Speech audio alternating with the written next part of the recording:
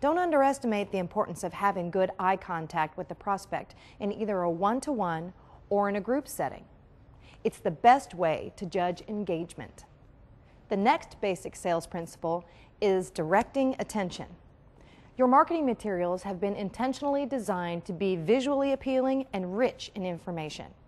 When you're sharing information from your QSA flat sheet, be sure and direct your prospect's attention to the information as you explain it. Consider the importance of directing and holding someone's attention. In today's world, more than ever, our attention spans are shorter and shorter. We're being pulled in hundreds of directions.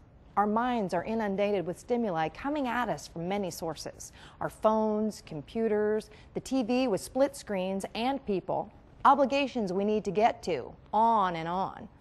By using effective eye contact and by directing attention to the information in your sales support material, you can keep your prospect engaged throughout the sales conversation. We said earlier that the best salespeople are great communicators, and an important skill employed by great communicators is asking questions. The ability to use questions effectively is an acquired skill anyone can learn. If you're a parent, you know what I mean. How many times have you asked Johnny or Sally, "What did you do at school today?" Only to hear, "No, nothing." After a few days of this, you probably changed your approach to something more along the lines of, "Tell me about your day." What you hear in response will be significantly different, don't you agree? Now you're getting somewhere. Well, the same is true for a sales conversation. The use of questions within a sales conversation is an effective way to engage your prospect. Now, of course, your questions should have purpose. And, as often as possible, your questions should be open-ended questions. Open-ended questions allow your prospect to think and encourage her to share a broader scope of information about the topic. Open-ended questions sound like, "Tell me about," or "Tell me more."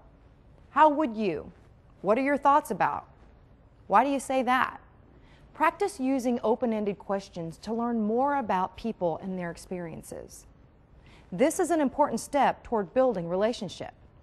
Last on our list, but no less important than the principles we've already discussed, is seeking agreement. This is often called tie-down or trial closing in sales books.